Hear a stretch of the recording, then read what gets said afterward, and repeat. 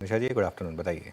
Afternoon, thank you अनुज के लिए। और जी हाँ, रुपए में हमने नए लोज यहाँ पर बनते हुए देखे हैं। 88.33 का ऑल टाइम लो यहाँ पर इंडियन रुपी ने बनाया है। एशियन मार्केट्स में तो ये सबसे वर्स्ट परफॉर्मिंग करेंसी है ही 2025 में अब तक। लेकिन अगर आप एशिया पैसिफिक में भी देखें तो हमने लगातार यहाँ पर गिरावट आते हुए देखी है। और रुपए ने डॉलर के समक्ष ही नहीं लेकिन चाइनीज युआन के सामने भी यहाँ पर ऑल टाइम लोज बनाए हैं। ये दोनों करेंसीज यूजली साथ साथ चलती हैं, लेकिन क्लियरली एक अच्छी खासी गिरावट यहाँ पर रुपए में बनती हुई नजर आई है।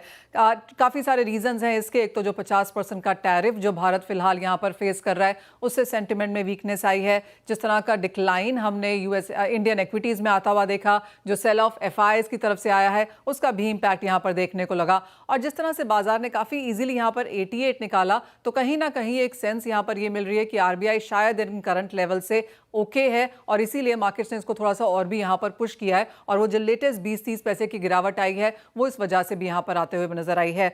मार्केट्स ये भी सोच के चल रहे हैं कि आगे जाकर यहाँ पर किस तरह की रेट कटौती हम यूएस में बनता हुआ देखेंगे, वहां से भी कुछ क्यूज देखने को मिलेंगे। एंड क्लियरली एक जीएसटी का रिएक्शन तो बाजार में है ही, और इंडियन मार्केट्स आगे किस तरह से इंटरेस्ट रेट्स को यहाँ पर अप्रोच करेंगे, उसका भी असर यहाँ पर देखने को मिल सकता है। ज्यादातर जानकार और बैंक्स यही मानते हैं कि आगे जाकर कुछ और गिरावट रुपए में देखने को मिल सकती है। अगले आने वाले 2 महीने थोड़े से वीकनेस के हो सकते हैं। 89, 89.5 जैसे लेवल्स यहाँ पर बार्कलेज ने, बैंक ऑफ अमेरिका ने, इवन इंडियन जो पीएसयू बैंक्स हैं उन्होंने भी यहाँ पर कहा है। लेकिन इसके अगेंस्ट ज़्यादातर लोग ये भी मानते हैं कि बाय द टाइम FY26 यहाँ पर खत्म होगा, यानी कि मार्च 2026 आएगा, तो रुपया अच्छी खासी अप्रिसिएशन के साथ यहाँ पर बनता हुआ नजर आएगा।